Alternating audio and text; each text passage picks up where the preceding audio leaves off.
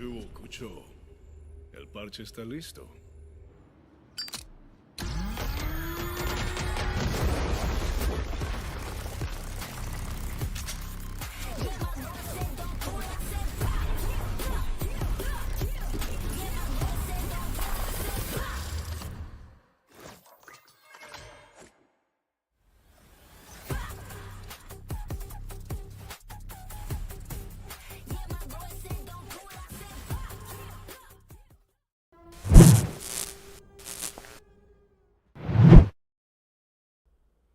Good evening and welcome back, ladies and gentlemen, to OSEA's presentation of our 2025 winter season featuring Valorant.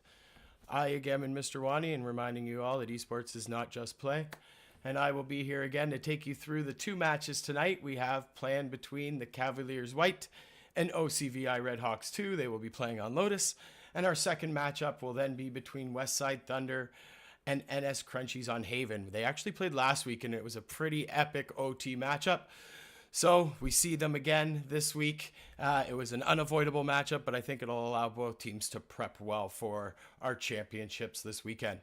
So we have 11 teams. Again, just to remind you of our season structure, we have 11 teams from 8 schools from across Ontario competing for the title of Ontario's Valorant champion. This is our last week of our 4-week season, in which teams play 2 games every Wednesday night where the maps have been predetermined to ensure teams play all competitive maps that are right now in the pool throughout the entire season, and that the matchups have been randomly determined while trying to ensure teams play as many different teams as possible, right? While also ensuring those matchup between teams from the same school stay till the very end. So we'll take you to our matchup, at least our first matchup this week. And our first matchup this week is, like I said, Cavaliers White taking on those OCV Redhawks 2. So Cavaliers White are, again, from Woodland Christian High School out of Breslau, just between Kitchener and Guelph. Currently in the season, they are 8th place with a 3-3 record. Last week, they went 1-1, defeating OCVI Redhawks 1, so the other team from the same school that we're seeing tonight. They beat them 13-6 on Haven. And then they were defeated by OCV Redhawks 1, 13-6 on Haven. And then they defeated Westside Lightning 13-0 on Pearl. OCVI Redhawks 2 are from O'Neill Collegiate and Vocational Institute in Oshawa. They're currently 9th in the standings, so this should be a pretty good matchup of teams that are pretty close. With a 1-5 record, last week they went 0-2 as they were defeated by Chatham Flames 13-2 on Haven. And then they were also defeated 13-2 by Cavaliers Blue on Pearl. So it sounds like they're just about ready to get into Champion Select here.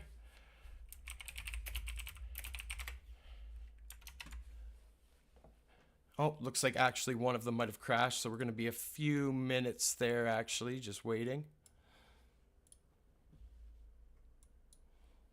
Sorry.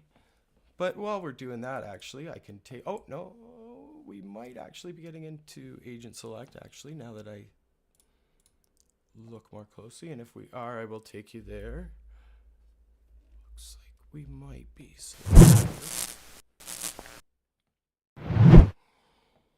Looks like we're going to see that team from Cavaliers White will start on attack on Lotus, while the team from OCVI Redhawks, they will start... defending.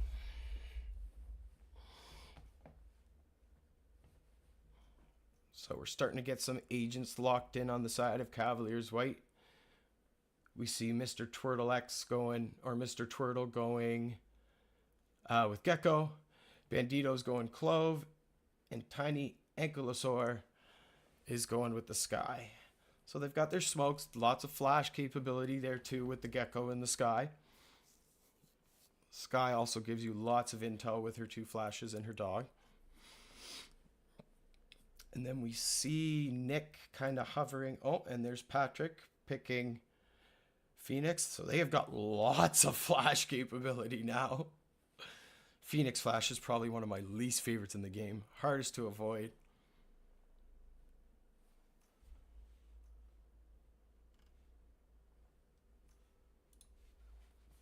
And then we do see Nick locking in the Sage. And then on the side of OCVI Redhawks 2, we see Smalls.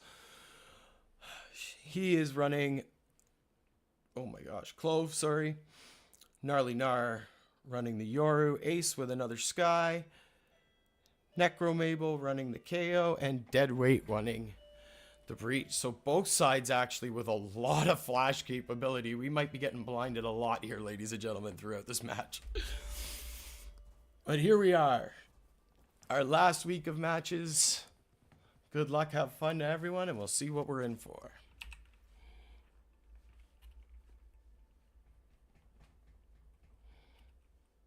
I love to see that camaraderie.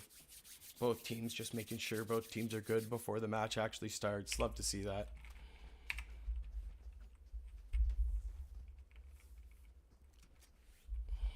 So, as I said, we're going to see Cavaliers White start on that side of attack.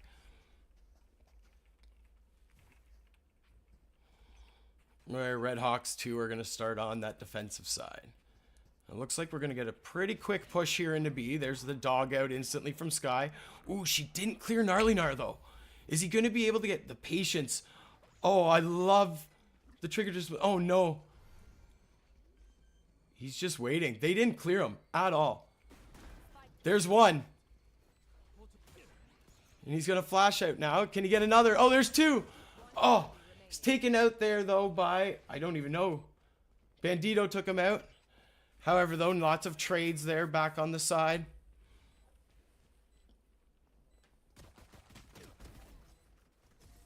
Of OCVI. And yes, they're able to cap that one off there. Deadweight getting that last kill there on Nick. Really nice trigger discipline there. Out of Gnarly Gnar. He literally just sat behind that box, was left uncleared,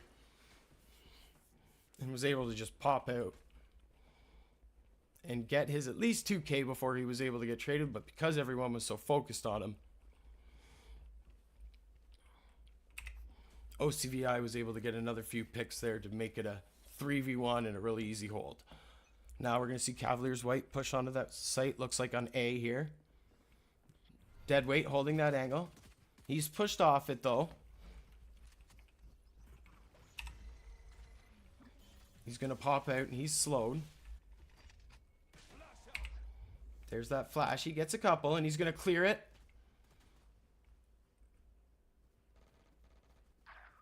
Patrick rushing in, though, and he's able to take out Deadweight, and that'll allow Cavaliers to get on site. Gnarly Gnar, though. Coming on the flank side. He's able to take out two, and he's got Spike now. Oh, and the distraction out of Gnarly Gnar. Smalls is able to come out through door. Out a tree there. And pick up another nice hold on defense for OCVI Redhawks too. Really nice flank there from Gnarly Gnar. I actually didn't even really notice it was happening until he got that quick 2K.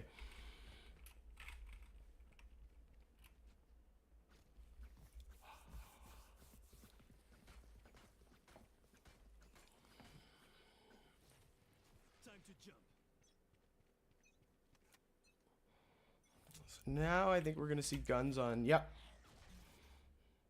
Guns on the side of... Oh, Tiny Ankylosaur.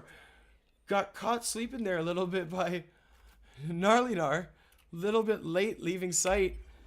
And that caught him into some trouble. Looks like there's just... Oh! Ace up on the box.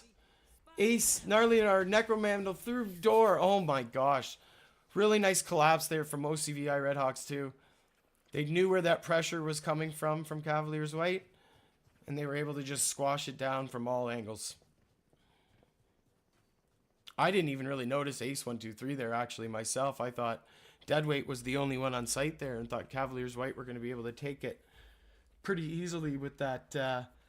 flash and wall combination there from Phoenix, but no, it did not work. Ace on top of the box, left uncleared. Allows Necromandal and Gnarly Gnar to come through door there, through mid. Gnarly Gnar sneaking up, able to get that early pick on Patrick. He's going to flash out and take the fight to them. Takes out Tiny Ankylosaur. That gives the numbers advantage right to OCVI. Gnarly Gnar's going to pick back out, and he'll get the kill on Nick. Smalls on Mr. Turtle, and there's Spike. Not really much Bandito can do there. Again, Gnarly Gnar's doing a really good job at getting some early round picks here, and as soon as OCVI Redhawks too realize that they have that numbers advantage, they're squashing Cavaliers White's approach from all sides and all angles.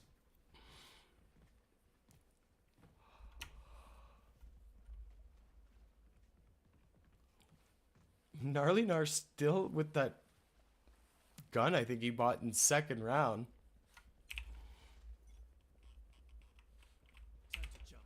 Looks like we're going to see a push A here, though, from Cavaliers this time. Only one on site at this time is Smalls in tree there. Patrick trying to take the fight to them, but Gnarly Gnar's got his ult already.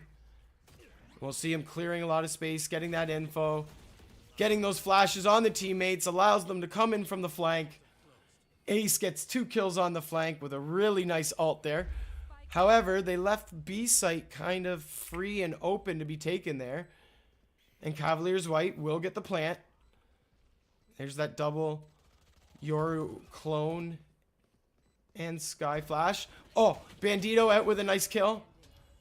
However, he's picked right off. He's going to use the ult to come back to life, though. He's going to need to get a kill here. Oh, unfortunately, unable to do it. Ace with a nice 4K on the round.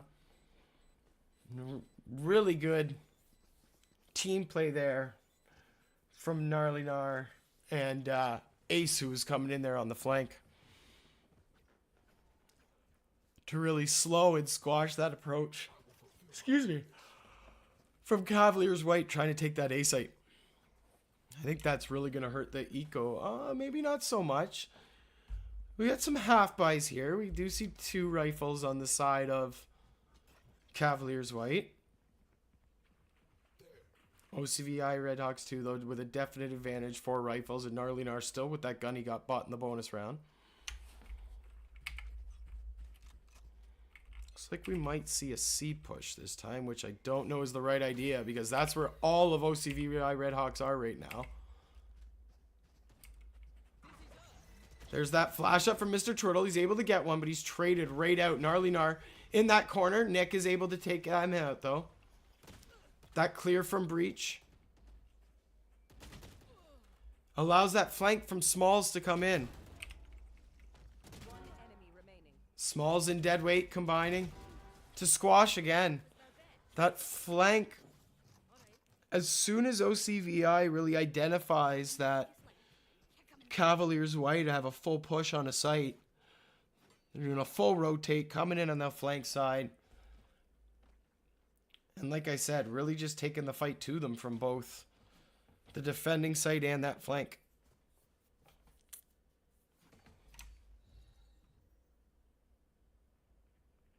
You see Gnarly Gnar with an Odin now, which I think could be potentially dangerous. Again, they're 4-stacking a site here.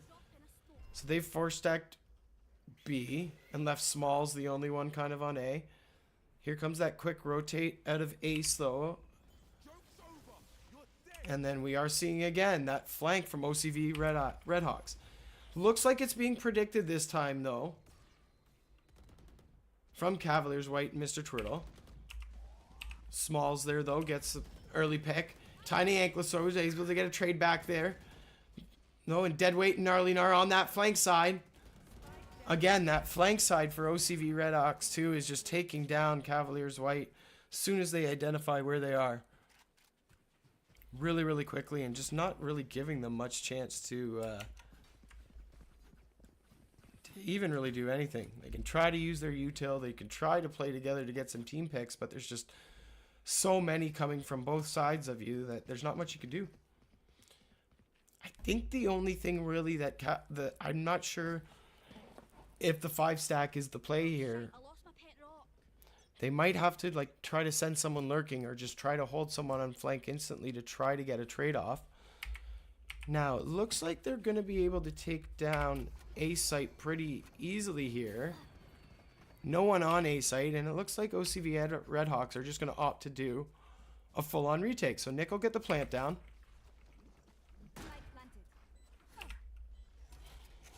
And we'll see what OCVI Redhawks retake looks like here.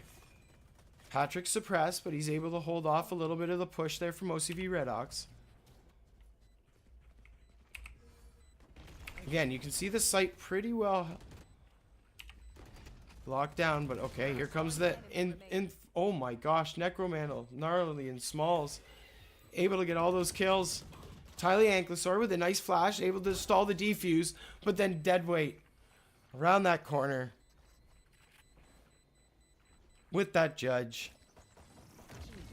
And that's just an easy one tap when you're already low. I hate waiting. Let's do this. And OCVI Redhawks looking really, really good tonight. It's a shame we're not going to see either of these teams at our championship this weekend. That's why we did our best to showcase both of these teams for our last weekly matchups tonight. We'll see if Cavaliers White can try to get something here. They've got pretty much all rifles other than one right now. We do see two Odins on the side of OCVI Redhawks, and that's just deadly, and they're opting to just take that retake again. Allow Cavaliers White to get that plan on A, and they're just going to attack from 3 different angles again, trying to take that retake. Oh, 2 different angles, apologize. Not ready yet. I'll handle this. Oh yeah! Monster on the loose!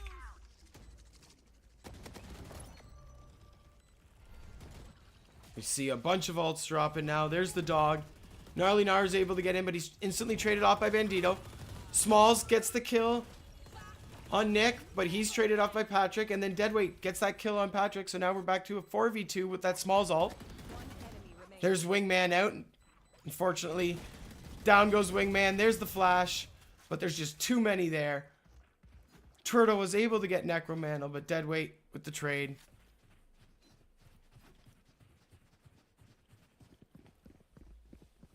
And a nice 9-0 first half defending, defending for OCVI Redhawks too right now.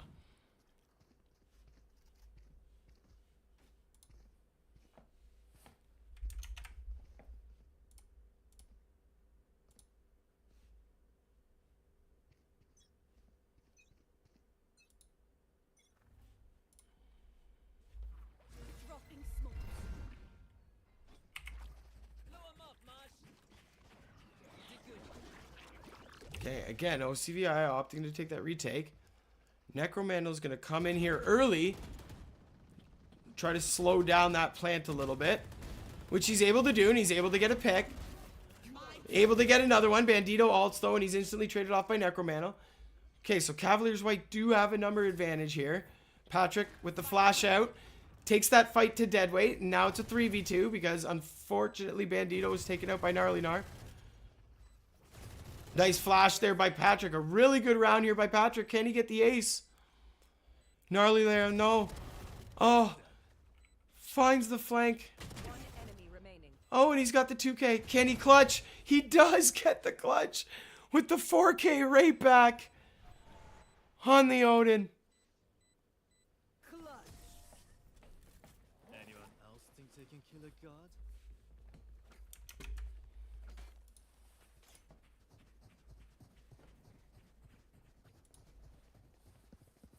And unfortunately, Patrick was having a great round there. And he just shot in the back there by Gnarly Gnar. And then Gnarly Gnar proceeds to clutch to give OCVI Redhawks 2 that 10-0 lead. OCVI Redhawks looking really, really good here on the defending side. Really want to see if we can see Cavaliers get 1 or 2 here to get a little bit of momentum going into that second half. They're going to need to if they want to do anything really in this matchup right now. A lot of util. So, like, the play here by OCVI Redhawks is such a smart one to just play off site, make Cavaliers White burn all of their util, and then you can come in as a full 5 retake here with all of your util and everything else. And obviously with the gun advantage, that helps too. Nick able to get the kill on Gnarlynar, so now Ace still with the Odin. Enemy remaining. Smalls picks up that other Odin. Now just Mr. Turtle left. Gets that kill on Deadweight. But those Odins are just such a deadly spam weapon. Don't even start that shit, you mate.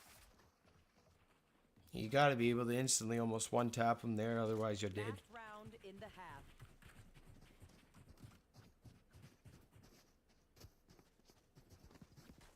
So we are going to see a timeout here come from the side of Cavaliers White.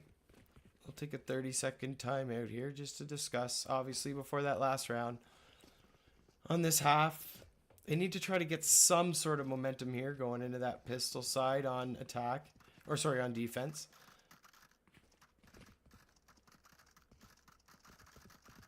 And we see just all the guns being bought and unloaded here by OCVI Redhawks too. On the B site.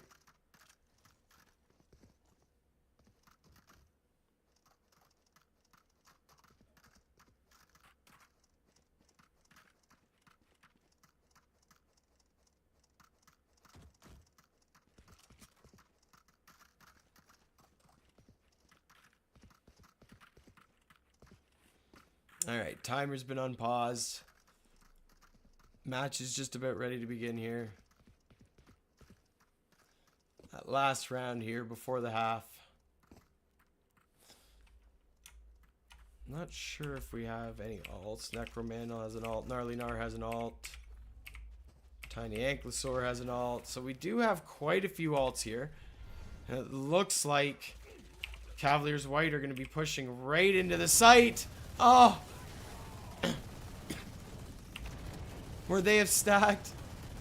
However, Last player standing. Cavaliers White actually able to do pretty good there with all that firepower. But they still left that one corner unchecked.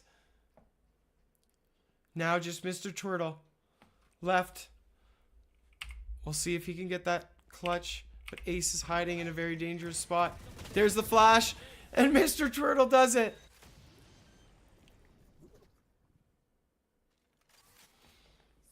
There we go. There's a round out of Cavaliers White that we like to see right before that halftime.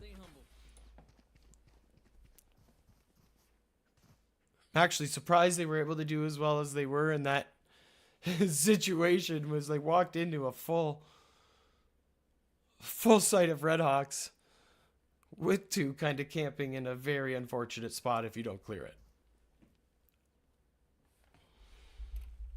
So now Cavaliers White on defense. We'll see if they're able to take that last round win here, the half, and gain a little bit of momentum here on defense. We can push them back. Wall raised. So Nick instantly with that wall up, and he's going to get picked a little bit, but he'll heal. Really fast push here by OCVI. There's that pistol, and Deadweight and Smalls will combine to take out, or sorry, Necromandal and Smalls will combine to take out the 2 on site. Ace with that pick on Tiny Ankylosaur. And all that's really left, Bandito and Mr. Turtle. Bandito there taken out by Ace. And Mr. Turtle, unfortunately,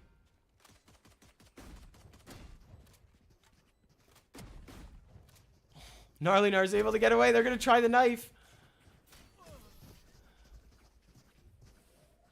They will get the knife on Mr. Turtle.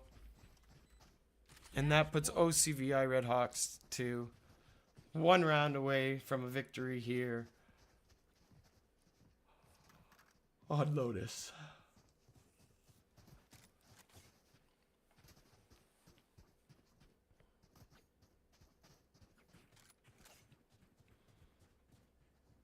OCVI just seems to be winning those gunfights tonight. They push site really quickly, the same way kind of Cavaliers were trying to do when they were on attack. It's just you win those gunfights, you get those early numbers advantage, and it's hard for your team to do anything. There's the dog out there by Tiny Ankylosaur. Not sure if he cleared Smalls, though. Oh, he didn't. But Mr. Twirtle's able to get a few picks there on C site.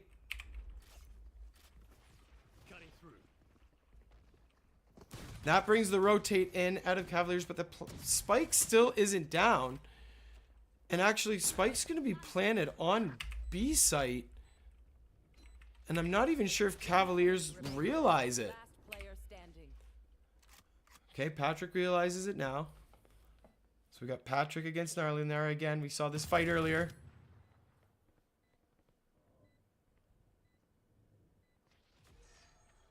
There's the teleport.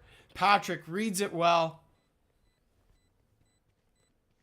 Nice kill with the Ares, and he's going to be able to get the defuse. And that'll halt this match, or, sorry, bring this match to one more round. At least.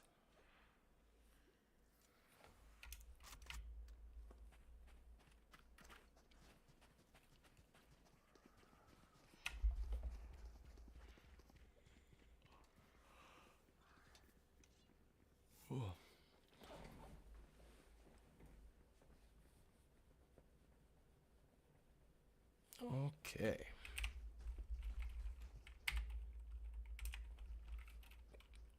Sorry, everyone. I know I keep missing some of these fights. Really wish I had another spectator to be able to help me with that, but that's okay. I do my best. There's the dog out by Tiny Ankylosaur again. There was no one pushed up there for him to clear. However, OCVI is going to take that door and push right in there through B.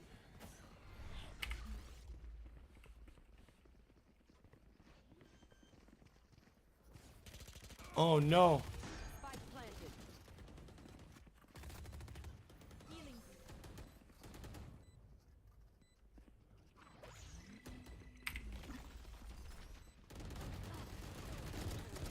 There's that high-low. Oh. Attacker. I do like the idea there of Cavaliers White to push in with numbers, but it's just that high-low peak. Again, from OCV Red Eye holding that spot together. And then that third peeking in from that heaven side there on B. Not much you can do. And as you can see, really nice round, really nice map there out of Gnarly Gnar and Smalls. Combining for over 40 kills in that map. And a really nice map win for OCVI Redhawks too. So we will get set up for our second match. And we will bring you that one as soon as we are ready to go. Enjoy the promos while we're away. We'll be right back.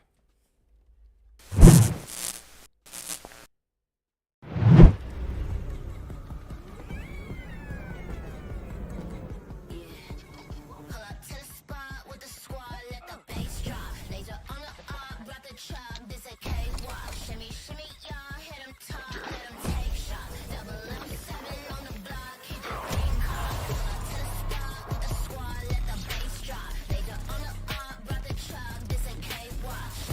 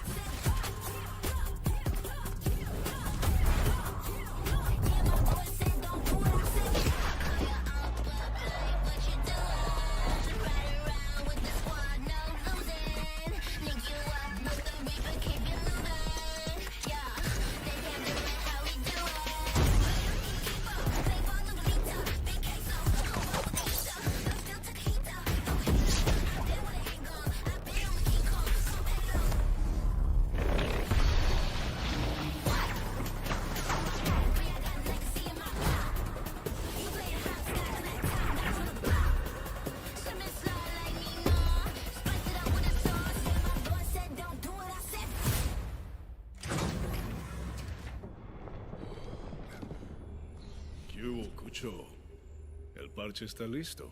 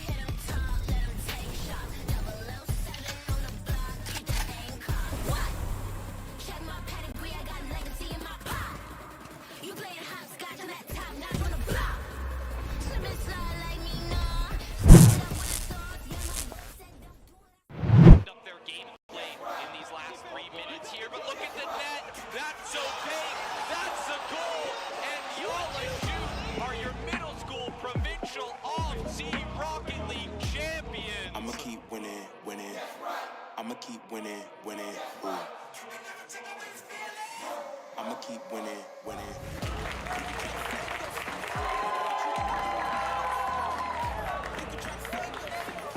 But you wanna go play yourself. I'ma keep.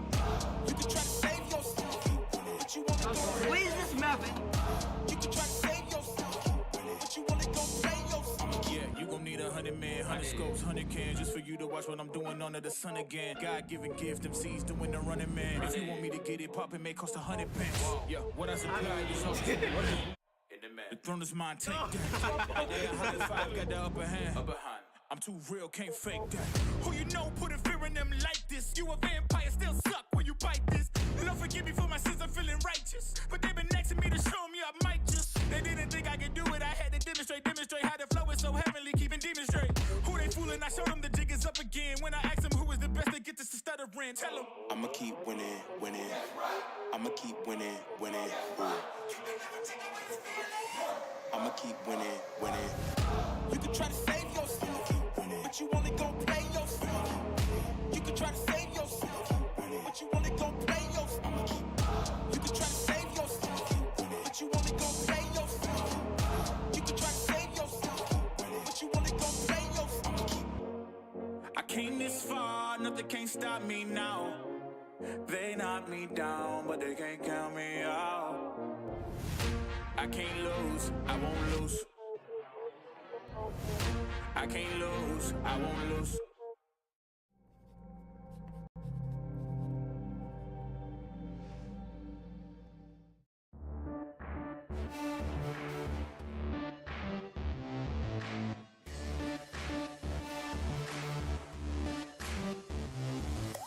Seeing people excited, seeing them get up and get passionate about the team, the entertainment aspect that will never get old. I've always been a big gamer. What we're doing with NASEF is particularly exciting because it's bringing esports and what we do in professional sports together. Even just a couple years ago, it's been a lot harder to digest the fact that your kid wants to work in gaming or that gaming is even a viable career. But in the past 5 years, I've seen esports go from so small to just like incredibly impactful. One of the great things about NASEF is it's not just for people to play games, but it gives them tons of opportunities in esports, shoutcasting, streaming, all the jobs that come along with esports. With pro gaming, with streaming, with this whole space blowing up, there are tons of jobs that are being created, and so NASEF is nurturing all of that. Besides giving awards out to people who actually game and play, we have something called Beyond the Game Challenge. And that's an opportunity to recognize the people who really sit behind the scenes and also look at all of what we call the ecosystem of the game. The shoutcasters, the web developers, the logo designers, and the likes. And through the Samueli Foundation, we are giving out scholarships for the people who won in the various Beyond the Game challenges. Back when I was in high school, right, gaming still had that stigma, but now that gaming is bigger than ever, we need to be educating students that there is a career in esports, and the earlier that students can actually join a club and meet like-minded people, the better opportunities there will be for when they do get out of high school, when they do get out of college. That's everything that we need. It's fun to be involved turnkey in something that develops into a large promotion, theme night, some larger piece that everybody, they can all enjoy together.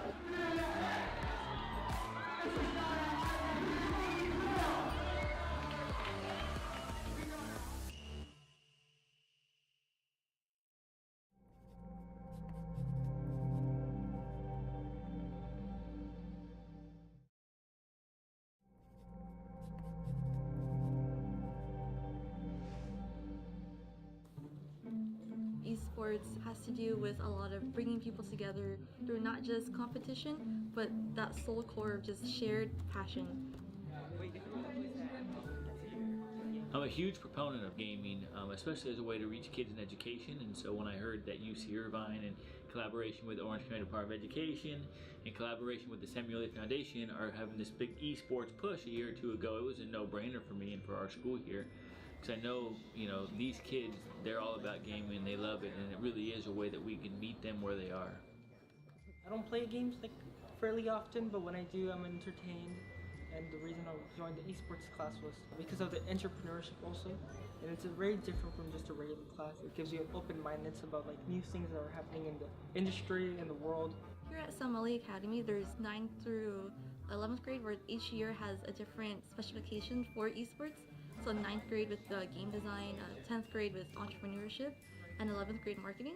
And each class is dedicated to helping teach those kids those specific parts of esports along with English. The English classes really is about meeting kids where they are. Oh, my class subject is esports English. This is a new experience. For a lot of people, they're not very interested in English, and I think this is a fun way to learn about English, and at the same time, learn about something that you might have taken interest of and that you didn't know about, and I think that's very cool too. Gaming is beyond what close-minded people think. There's a lot of writing and there's a lot of literature in gaming. It's a very good way to get students entertained in what you want to teach them. Right here, they're giving us an opportunity to do what we like to do. So some examples of what we've done in our esports class is that we had to make our own video game, and it was a storyline that happened to us. And for example, mine was getting lost in New York, and we made a video game about that. I'm actually very shy and I don't collaborate a lot with people and socialize. But this time, it made us all collaborate with each other, and it made us think together and try to be a team. And the same things that they liked, I liked, which is even crazier. And it actually made me want to work and want to finish our storyline. Our mission here is to serve a diverse population, and some of that diversity includes kids who are well behind academically and motivationally. And we develop these esports classes around the idea of meeting kids where they are. Where when I was in school, I was never taught to collaborate. I was never taught to communicate or think critically, but through the lens of esports and STEM, these kids are gaining those soft skills. It gives them a reason to buy in. But if you can put them in a healthy situation and structure some curriculum around it, and watch the teamwork, watch the collaboration, watch the skills start to develop within that young man or young woman, they're gonna go, wow. Watch it transform when they get into the world of video games.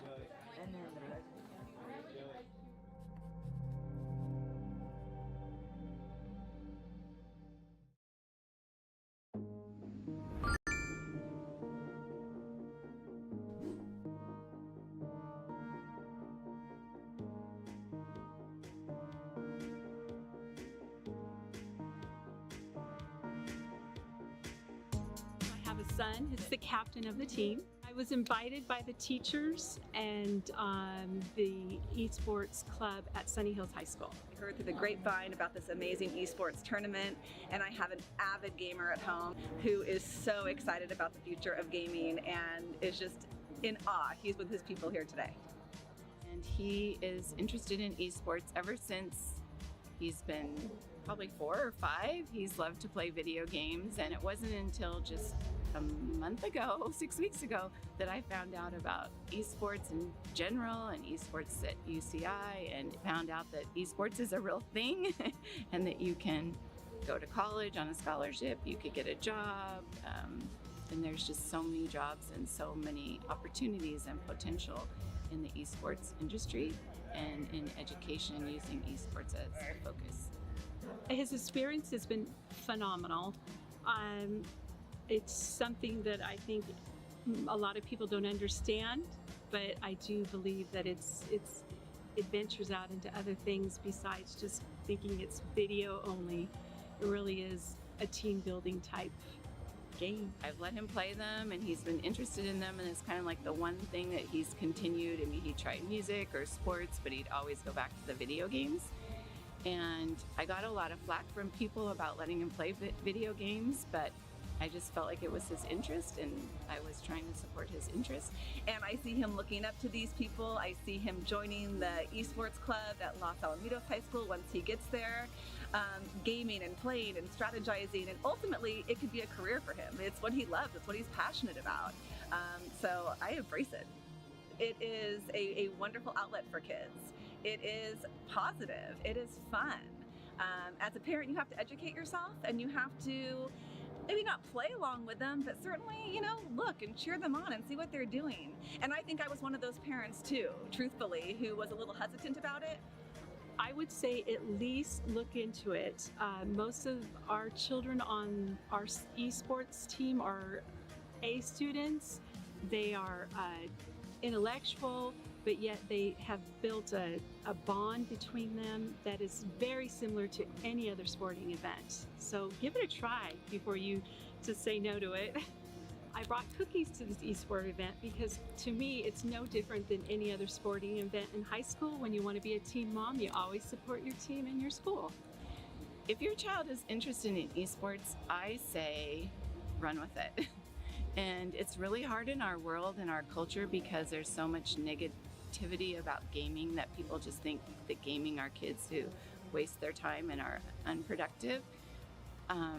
So I think if you're a parent of a gamer, you need to be on the cutting edge. You need to be forward thinking, and you need to not listen to what other people tell you, but listen to yourself and listen to your child and think about what's best for your child and their future.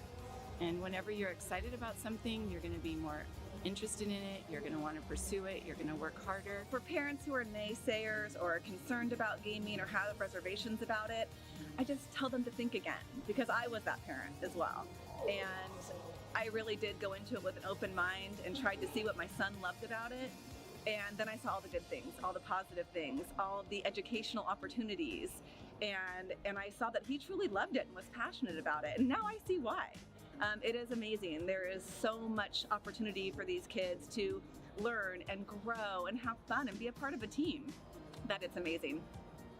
And ESPN reports on esports, so they think it's a sport too. So there you have it.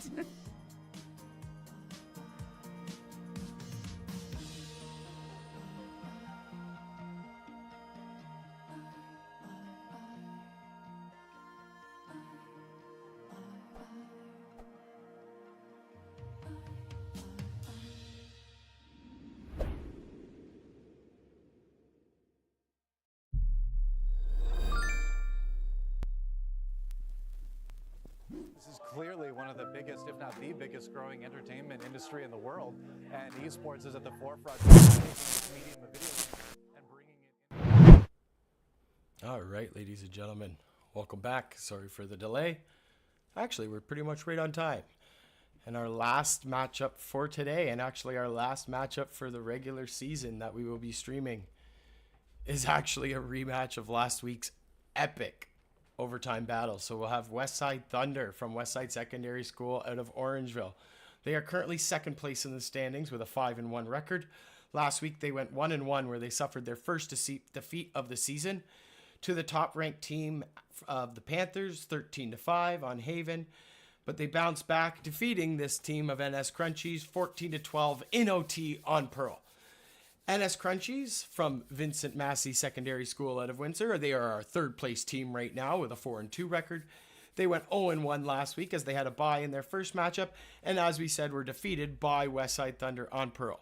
So I can hear them right now in the Agent Select. So head over there now. Apologize for my dog. And Westside Thunder will start on attack.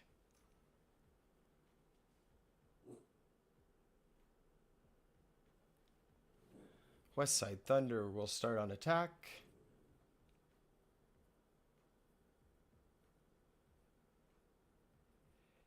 Yeah. I think this is the wrong map, actually, now that I think about it. Yeah.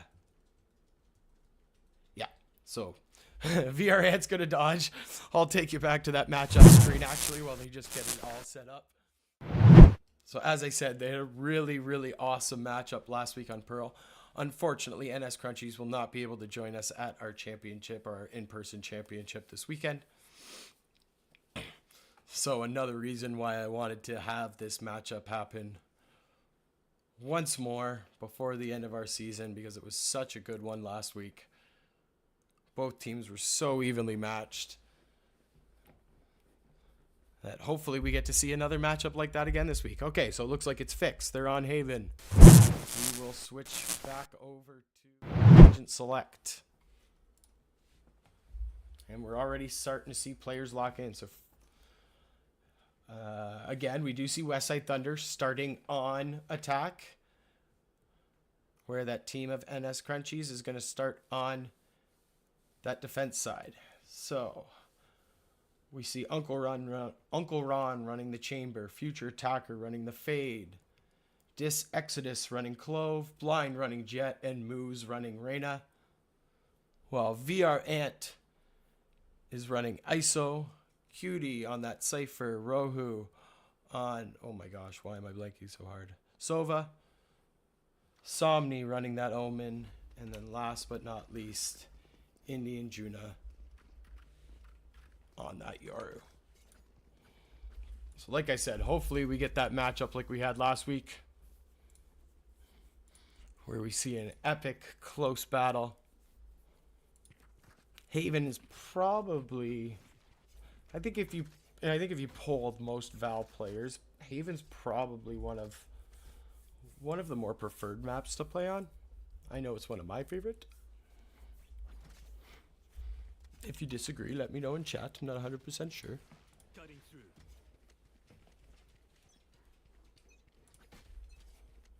Okay, right, here we go.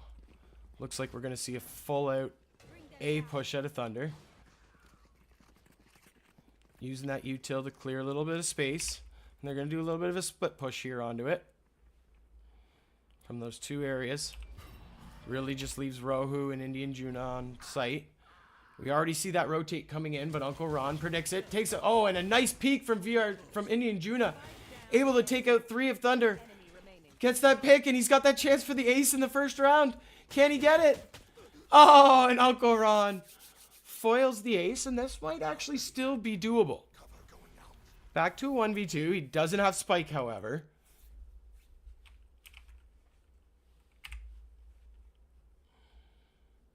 Cutie is low. There's the cam. He knows where he is. Oh! And unfortunately, did get Cutie really, really low while still getting a few hits on Somni. But a nice hold by Crunchies there. Really, Indian Juna. They just didn't clear that peak there on the right side of sight. And he was able to pop off and get 3 of them.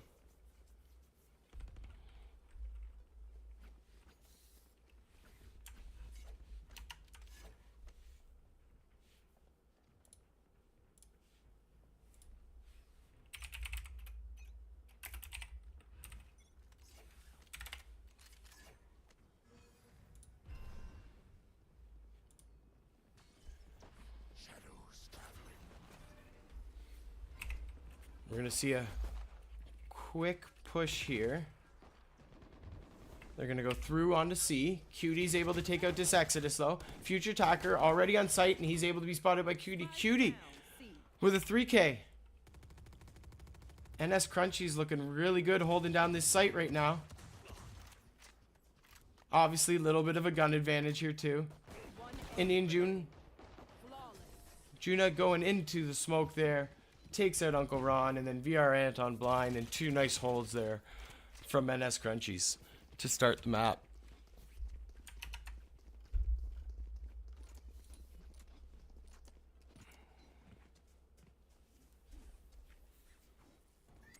Yes, this should do. Oh, this is a nice spot.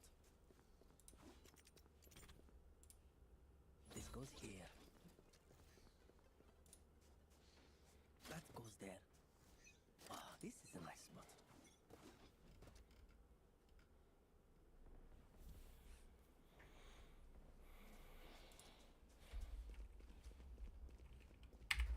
Looks like we're trying to see another quick push here.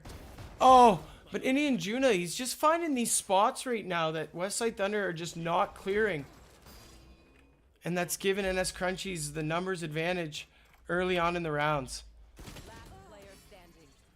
Now again, Uncle Ron on his own in a very precarious situation. He is able to take out one, but Rohu with the instant trade back.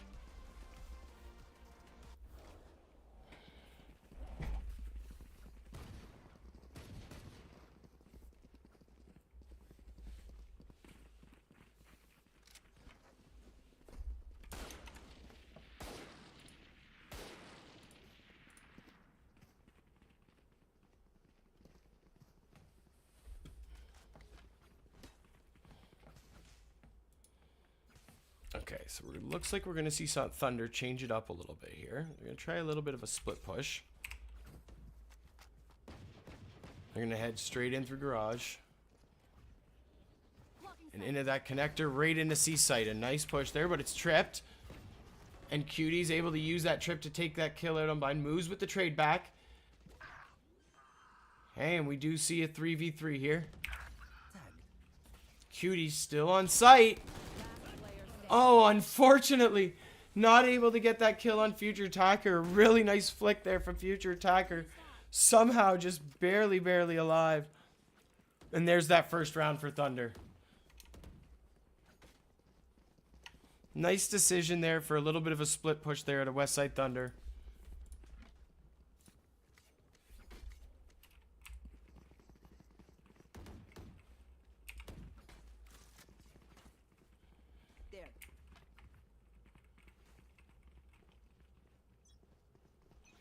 Get that first round, and we'll see what they come. Looks like they're going to do a little bit more of another split. Oh, really nice pick by VALORANT early on. Moose is able to get the trade back, though. Moose is going to ult onto site, but Indian Juna again. He's just finding these spots. That'll give him his ult, and he's going to use it to get a little bit of intel. Doesn't really spot anything, it looks like. Knows they're C now. Gonna head in through garage. He's gonna do the jump peek and connector. Sees Future Attacker. Nice. With 11 health left, though, he's traded back there by Dis Exodus. And Dis Exodus and Uncle Ron there, able to hold down the site after they get that plant. And Thunder come back and close that gap to 1.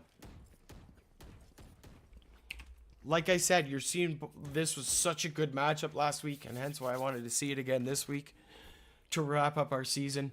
These two teams are just so evenly matched, and both of them are able to adjust on the fly to what that other team is throwing at them. You saw Westside Thunder show something a little bit different, and now you're going to see NS Crunchies look like they're going to try to do a little bit of an early pick here. Line is done. And he will peek around that corner in Indian Juna with that early pick. So that'll give that numbers advantage back. And he TPs away. So he's not there for Future Attacker. So he got that pick, teleports away. And they still don't really know about that A site now. So they're going to slowly push in through the garage. They see that trip and they're going to bust that. But I think that's a fake. Just to get that trip busted, just in case they do want to go through there. They're going to slowly wait mid, and they are going to look like they're going to peek back through garage here. Looking there at that window. I like this slow, methodical play out of Westside Thunder because they haven't really shown this yet.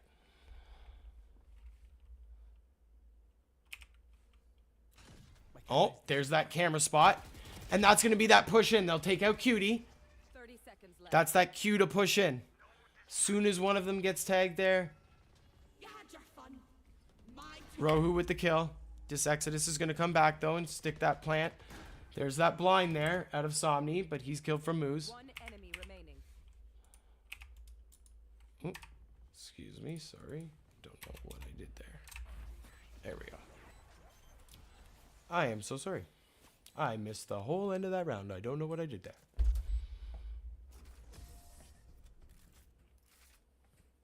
But this time, Rohu and Indian able to hold down that site. I like that play out of Westside Thunder there, though. Slow, delayed, waiting. And then as soon as one of them gets revealed, they push onto that site quickly.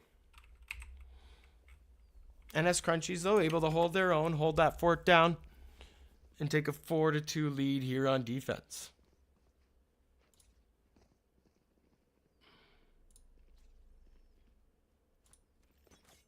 Like I said, as you can see, these teams are just very evenly matched.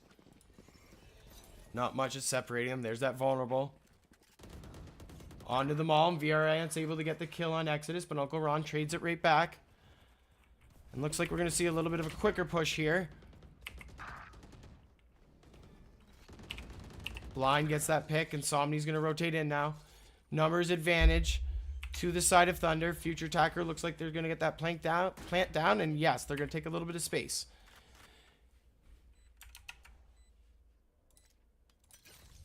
It is planted for that area down ramp. However, there's that Cypher ult, so they know where they are. Somni and Cutie left. Somni with the teleport gets that kill on future attacker. Now he's going to put that smoke out. Uncle Ron very, very low. And unfortunately, Cutie with the spray through the smoke. Not much you're going to be able to do there on 6 HP with two of them. With that hold from Somni. Or sorry, hold from Cutie while Somni was defusing. And another nice hold and retake there from NS Crunchies. Alright, we'll see what Westside Thunder decides to throw at them this round. Looks like we're going to see something early right in mid. VRANT only has a classic though, so he's going to back off that really, really quickly. Blind. Going in with his ult. He's able to get two, but Cutie's able to get that trade on Exodus. Oh! Blind with the kill on Indian Juna. Oh, and Cutie's sitting in smoke, gets blind in her ult. That might make this doable now for NS Crunchies. No. Too many on site there. Muse gets the plant. And he's able to get the 2K.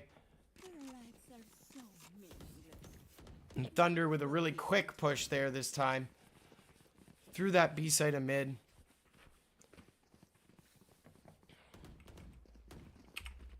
Really nice ult there out of blind, getting the 3K. Really setting up that numbers advantage there on site.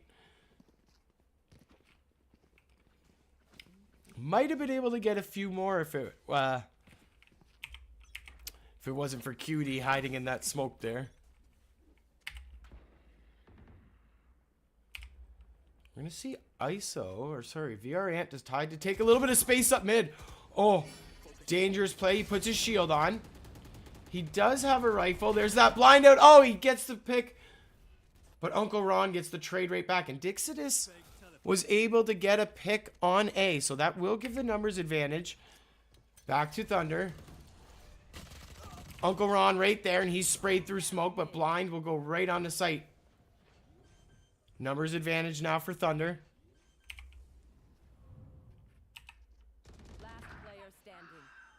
Now just Indian Juna. Gets a nice pick there with the Guardian. Puts that clone in. He knows where Disexodus is. Spike's still not down. And Indian Juna's got the ult.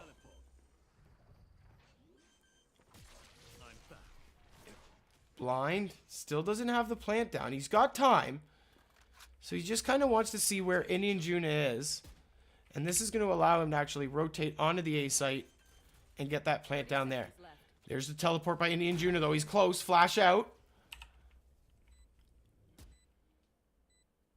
Blind playing behind the box on A site, and he'll peek. And a nice kill there through the back site on A. And Thunder, again, close that gap to 5-4.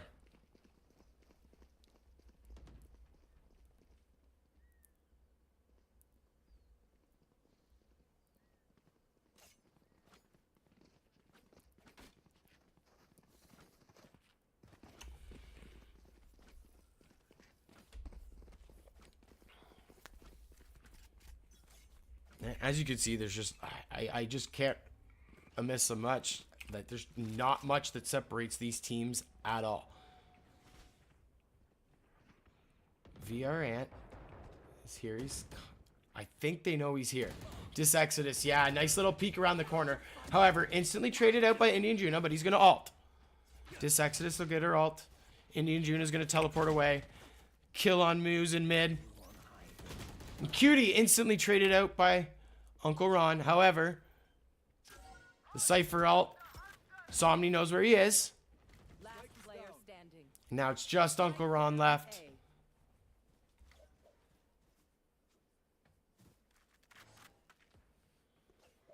Spike's kind of in no man's land. On A site.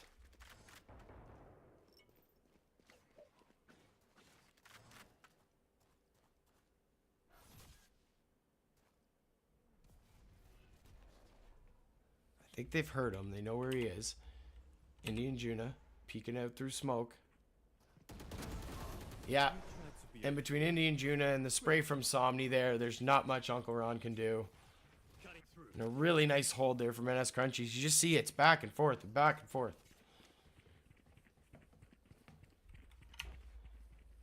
Indian Juna having a game. Going 20-7 right now. On the defensive side is Yoru.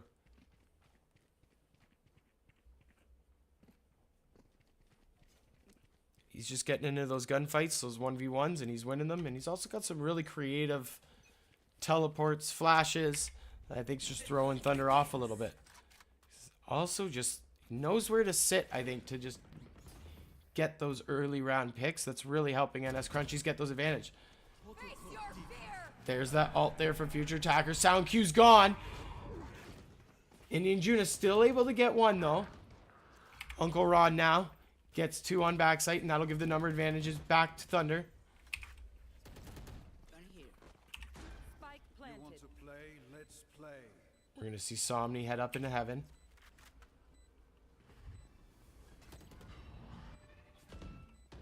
Blind is spotted out by the drone. Moose, however, I don't think they know he's hell. Cutie's there on the link to A site. Killed by Uncle Ron. Uncle Ron with the 5K. Or sorry, the 4K. Almost had the ace. That ult there keeps Thunder to within one.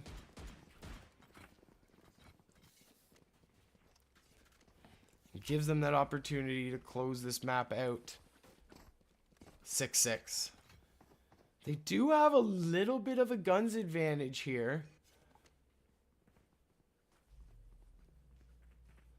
On NS Crunchies as well, because you see Cutie with the Guardian, Somni with the Spectre, well, 5 rifles in the hand of Thunder, and they're going to push quickly. Somni does take out Disexodus, however, the rest of Thunder, 4 push quickly onto site. There's that ult. However, Blind wins it on VALORANT. Indian Juna now backside, spray through smoke, but Future Attacker will get a trade back on Somni. Indian Juna with a nice teleport to backside. Sprays through smoke. That's going to give his position away a little bit. However, there's the flash. He gets it on future attacker. And 24K in the first half for Indian Juna. Averaging 2K a round right now. Switching sides.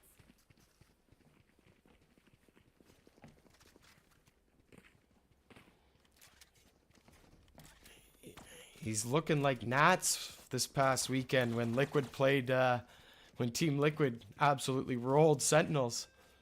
However, it's not a roll here, though, because you can see those teams are just, even with Indian Juna popping off, Thunder are able to keep it close. So Thunder on defense now.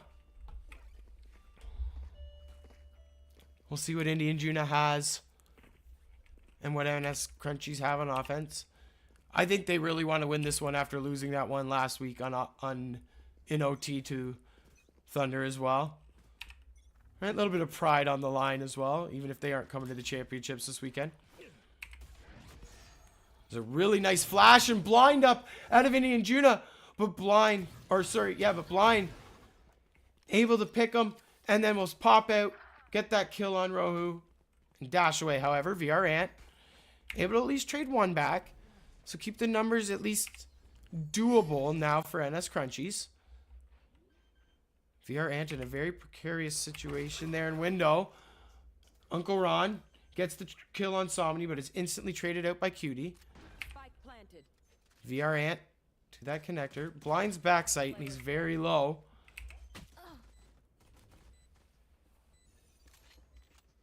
Now just moves. And this Exodus left. They know exactly where VR Ant is. And a nice retake there. And a good pistol round there out of Thunder. So right now we've seen 3 out of 3 pistol rounds go the side of the defense.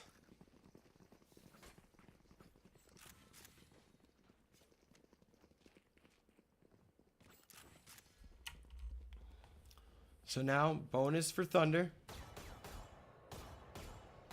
That round, I think, was really set up by Blind with those 2 early picks on A. Even with Crunchies being able to get through to that plant on C site.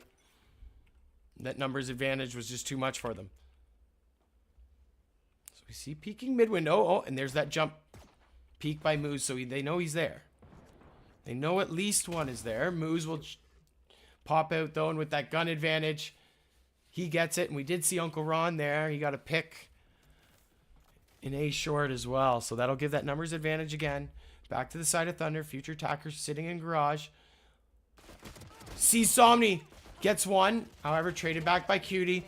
Moves, though, right there. And now Blind coming in. Cutie. Oh, able to get one.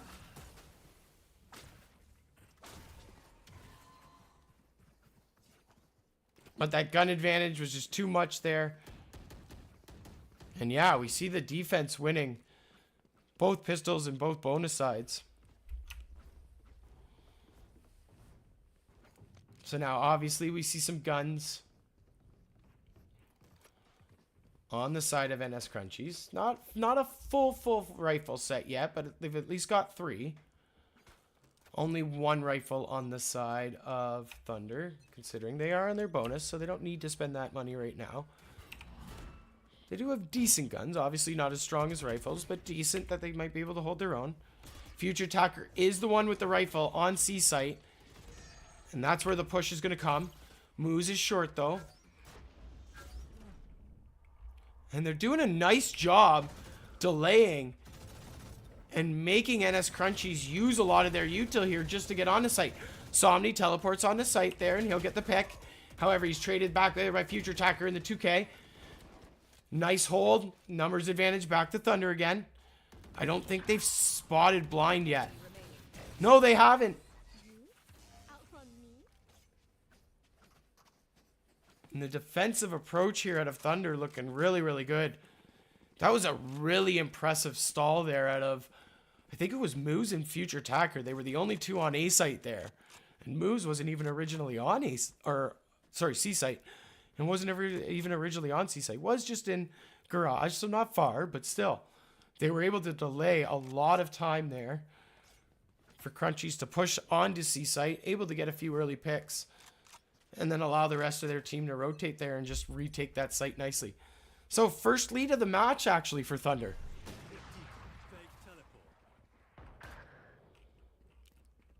Indian Juna just not quite having the effect that he had on defense. VRANT and Blind getting into a little bit of a fight here. Numbers advantage, not really anywhere yet, but... Oh, there it is. VRANT with the kill, but now there is two that are really, really low on the side of Crunchies. Right? Both VRANT. Yeah, and there goes Indian Juna with a little bit of a wall bang. VRANT low as well. Smoke out through Somni, but he's identified by Fade and Future Attacker. They know he's there. Exodus coming through with the rotate.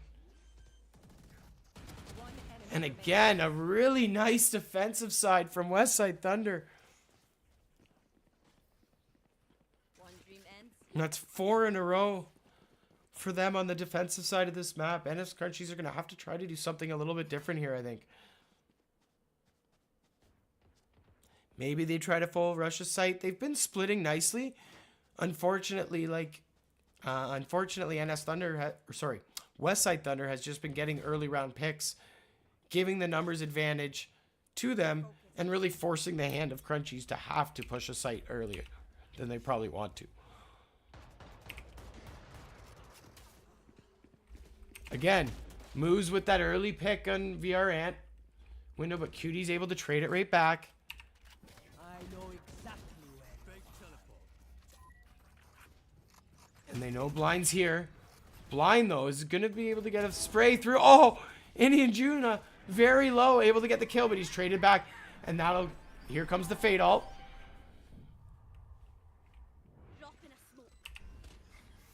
No sound cues, however, Cutie's able to get the kill from the backside.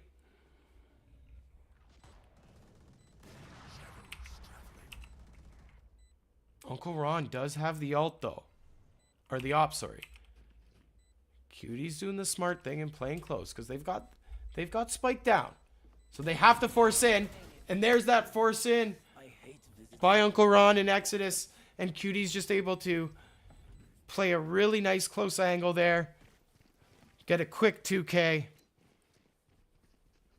And there we go. There's a nice round for NS Crunchies to stop that bleeding on attack here. And close that lead to 1 for Thunder.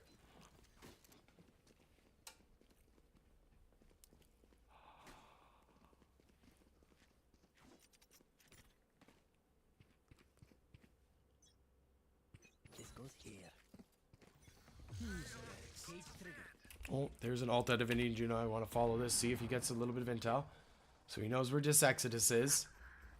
VRANT able to get an early pick on Moose too. So that'll give some numbers advantage. And if Indian Juno can clear this, which he can.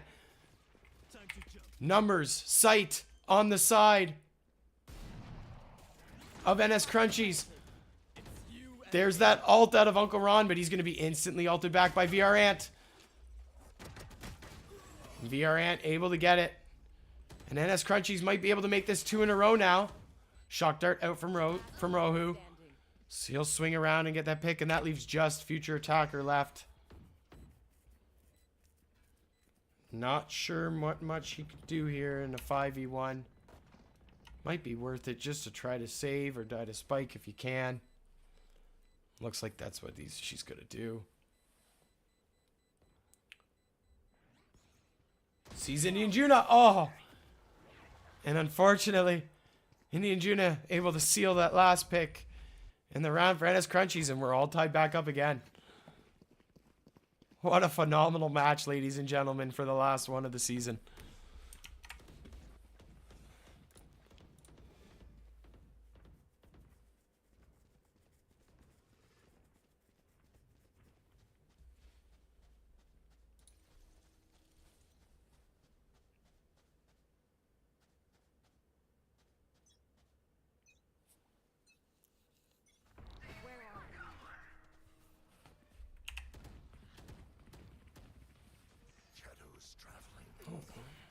smoke out on A.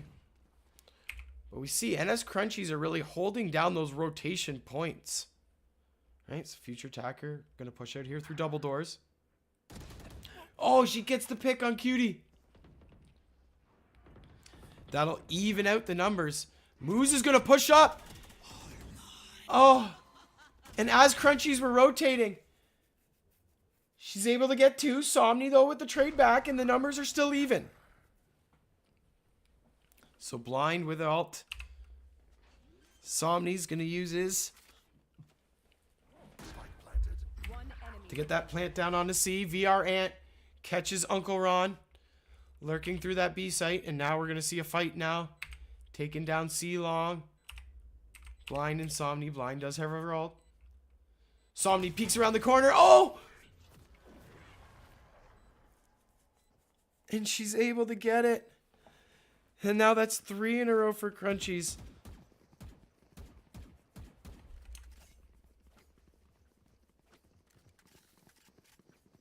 Somewhat breaks the econ a little bit of Westside Thunder here too.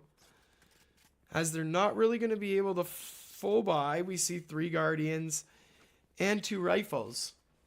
So Guardian is a decent in a fight. However, just obviously not the fire rate of a Vandal or a Phantom. There's that early intel out. Cutie is going to push up here though. Moose is in a precarious situation. Oh! Was spotted by the cam, but he's able to get the kill on Cutie. And that'll give numbers now. Oh no, but instantly NS Crunchies are able to trade 2 back. Blind gets another pick in B. Gets another on Somni.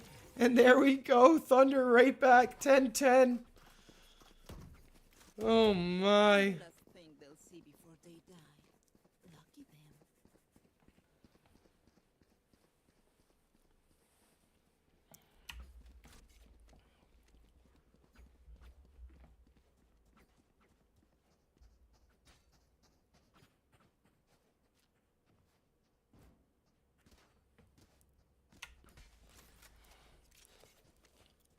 What a great match.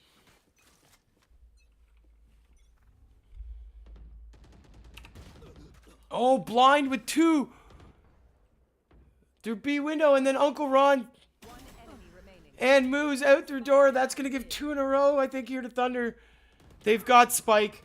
Somni's able to at least get 1. She's going to have to try to damage the econ here of Thunder. Unfortunately, Blind hops through that window. Gets the kill, and now Thunder up 11-10.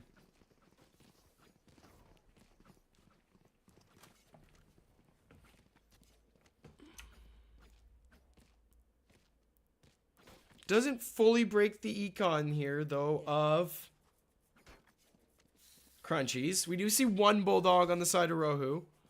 However, 4 rifles. We do see an op in Uncle Ron's hand, though. He's going to take that peek down C. Oh, no.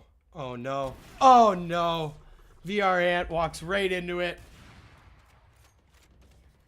Cutie's still going to push. This Exodus able to get a trade. Or able to get a pick, but this Exodus is able to get the trade right back. Oh, and a nice teleport there by Somni. Rohu able to pick off this Exodus, and now in numbers. And the Cypher ult there out of NS Crunchies. I think is going to give the advantage back to them. Cutie, only 1 on site here for Crunchies. She's going to be flashed and taken out. So, numbers advantage back to Thunder. However, it's planted for long. And it's planted for long for that reason and that reason alone. There's the Sova ult out of Rohu. Still a 2v2 here, though. Smoke from Blind to be able to cover a little bit while future attacker tries to defuse. Blind low, though. Oh, sorry. I meant Somni low. Blind. But, oh, no. They were able to delay just long enough that Crunchies end up winning that round. I'm shocked. I really thought Thunder had that, even with the delay there. I thought Blind had those picks early enough that they had it, but no.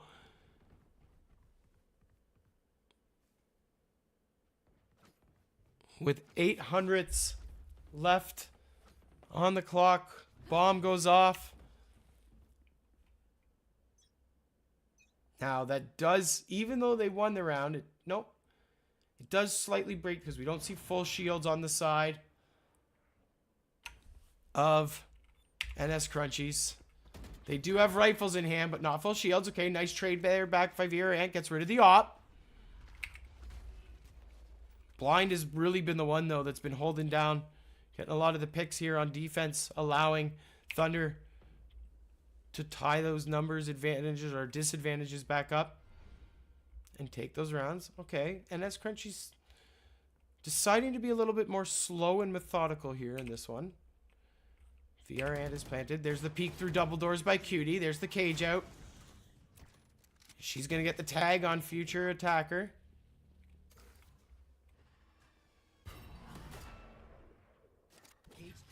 Another cage. I like the cage placement. Oh, the op has been picked up, though. So I think NS Crunchies is doing the smart thing here and saying, let's not go C. Let's see where else we can go. And there looks like they are going to try to push in through B here. There's that fade out. That's going to get them revealed. Cutie is going to try to plant on B. Future attacker, though, and Exodus. Future attacker, Exodus moves, able to just hold down the site very, very nicely. And Westside Thunder.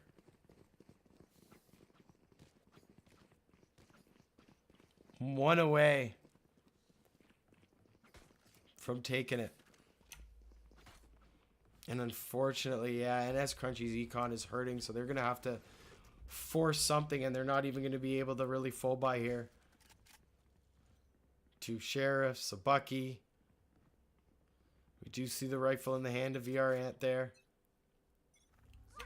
Yeah, Indian Juna, after having so much impact on defense first round, just unfortunately just not having the same kind of impact on that attacker side. However, A site looks like it's fairly clear. It's you and me.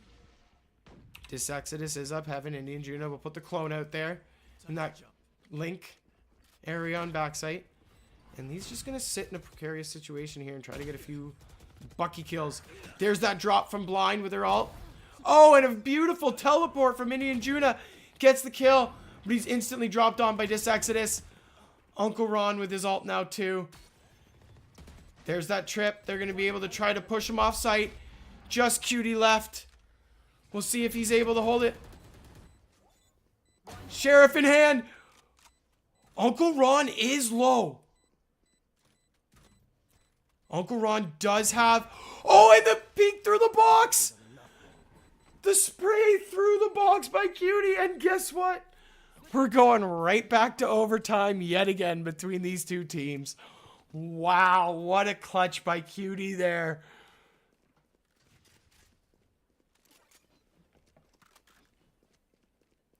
In the late stages, Crunchies come through. This is a nice spot.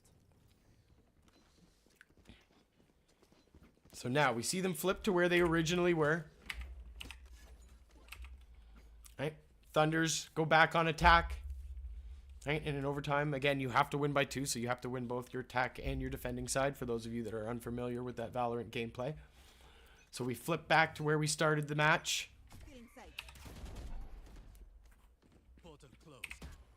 And there's that blind out from Moose just to get a little bit of... and draw a little bit of attention. Uncle Ron gets picked there in mid by VALORANT.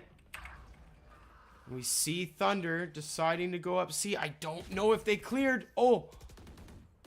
They didn't clear Cutie. Cutie's able to get the kill on Blind. However, traded back by Future Attacker. Future Attacker gets the 2 kill on site. Indian Juna gets it back though. Numbers even. Future Attacker on Indian Juna, so that leaves just Rohu left. And because of the 3K, Future Attacker able to get her ult. Oh! Rohu with an early pick, but with no sound cues. So hard to know where Moose is. Thunder get that win on attack. And we'll see if they could close it out.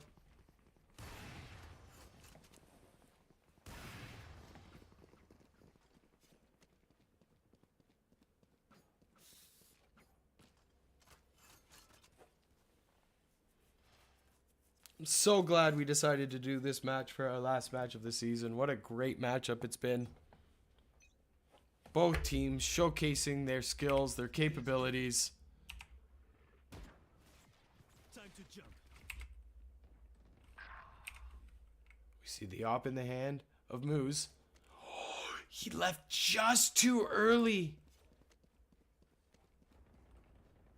If we'd waited another second, he might have been able to. Exodus here is in a very precarious situation. On her own, pushes out of smoke. And unfortunately, picked off. Moose knows where they are now. He's getting sprayed through wall, though. And this is going to allow Somni to push onto site. Cutie gets that kill from backside. Was able to push through mid there, and that link to connector through A and B. Get another pick. And now numbers definitely on the side of NS Crunchies. There's no saving in overtime, though, so you might as well go for it. Blind going to try to peek in. Indian Juna, though, is right there. Oh! She's able to dash out of it. I'm shocked. Cutie, though, right there in heaven, leaving just future attacker. And a flawless attack round from NS Crunchies, and we're going again, ladies and gentlemen. 13-13 it is.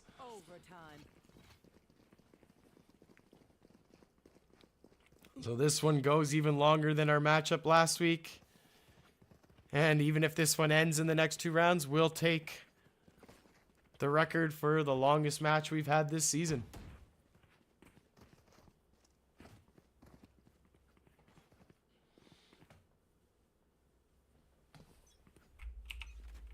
Oh. Thunder going to go with a quick push here, it looks like. All of them stacking. However, that recon bolt gets them found out. I think they're still going to be able to clear a little bit of space here, though. However, NS Crunchies are not far off site. 3 on site. Or at least very, very close, too. Rohu now just trying to take that spray. Thunder playing a little bit more methodical. Okay, there's the smoke. There's the blind. Trip out, and here we go. Plants down. Blinds in that space in hell. Indian Juna gets a kill on Exodus, so now Crunchies have that numbers advantage.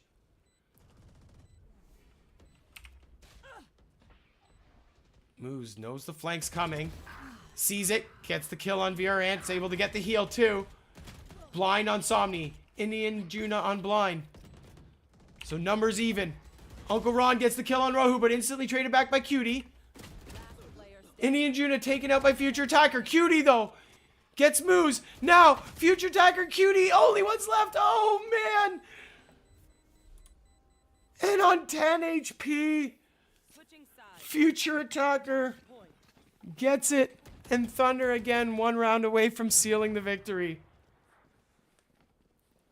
Gosh, these rounds are so hectic.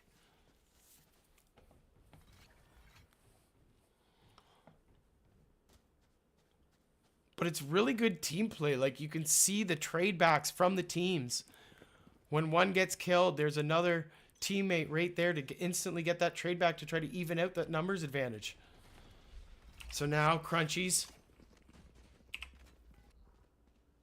have to get that win on attack, and they were able to flawlessly do it last time. Future attacker, though, with an early pick, and that'll give that numbers advantage to Thunder. Uncle Ron is in a very scary spot here. If Indian Juna's not careful. I think he's just trying to break that trap at this point. Okay, there's the flash. He's not going to go in, though. Oh, Moose gets a kill down C-Long. And unfortunately, Crunchies are going to have to try to do something. Oh, Uncle Ron on Indian Juna. Cutie and VRAnt. Oh. And just the script was turned. We had the flawless attack on that first OT round out of Venice Crunchies. But Thunder are able to adjust and go flawless on their defensive round, taking it 15-13. What an absolutely great match that was. Thank you to both teams for entertaining us so much in that last map before we head into our championships this weekend. So that being said, I would just like to take the opportunity to kind of plug our Valorant championships this week. Say a huge shout out and thank you to Conestoga College and Condor Esports, who will be hosting 5 of our teams for our provincial in-person championship this Saturday. Super excited for this because we've really, as an organization, we've only run in an in-person event with Rocket League. This is probably my favorite game that we do. So I'm really excited to see what our teams have and to see it all come in person and to be able to chat with all the different players, all the different coaches. Really excited. And thank you to Conestoga for giving us that opportunity to finally host something other than Rocket League in an in-person event. Again, one last time, I'd just like to thank all participants and all coaches for the season. It takes a lot of time out of your night to do not only players, but coaches. It takes a lot of time out of your weeks and especially your Wednesday nights to participate. So us here at OSEA definitely are extremely grateful to that. And we will try to do as much as we can to continue to offer these events to your kids. Okay. Please log in to view our championship this weekend. It will be streamed on Condor Esports Twitch page, but then it will also be streamed on our YouTube channel. I'm really excited to see it. It will be a full broadcast from Conestoga. So as much as I'm sure you guys have tolerated me, you're going to see some great broadcasting this weekend. Don't forget to like and subscribe. We have much more seasons and many more competitions coming up. Once again, I'm Mr. Wani. Thank you again for joining us this season. Hopefully we will just see you this weekend. And remember, everyone, it's not just play. Have a great night, everyone. Bye for now.